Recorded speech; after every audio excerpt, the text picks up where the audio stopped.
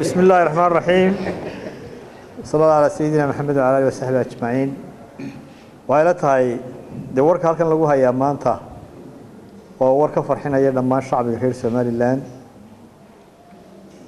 خلاف كثيري وقت الدورة الشضة ساكور هيسين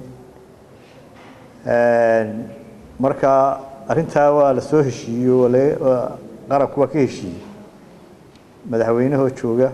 مدحوينه كحجينكي حسابتي قرنكا كوميشن كي دورشوين كقرنكا wax badan baa laga dooday waa la isqanciyay waxa la isla gartay waqti ku munaasib ah iyadoo la tixgeliyay duruufo badan oo Ramadaan ka mid tahay oo kuleyl ka mid yahay oo abaartu ka mid tahay waqti ugu haboon sidii uu ku dhawaaqay gudoomiye Faysal waxa la isla qaatay doorashadii madaxtooyada Jamhuuriyadda Soomaaliland inay qabsoonto 10 Oktoobar 2017 waxa kale isla qaatay in waqti la wada qabto doorashadii baarlamaanka iyo deegaanka lana qabto 10 Oktoobar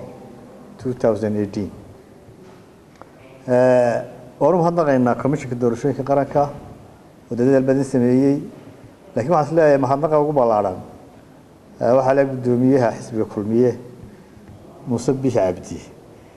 oo markii hore isagu waqtiga ka yar soo jeediyay laakiin soo tixgeliyay dadka qaranka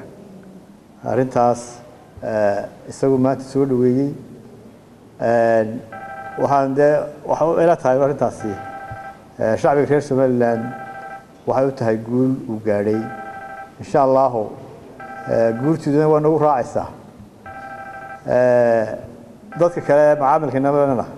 waynu qancinaynaa. Assalaamu alaykum wa rahmatullahi wa barakatuh.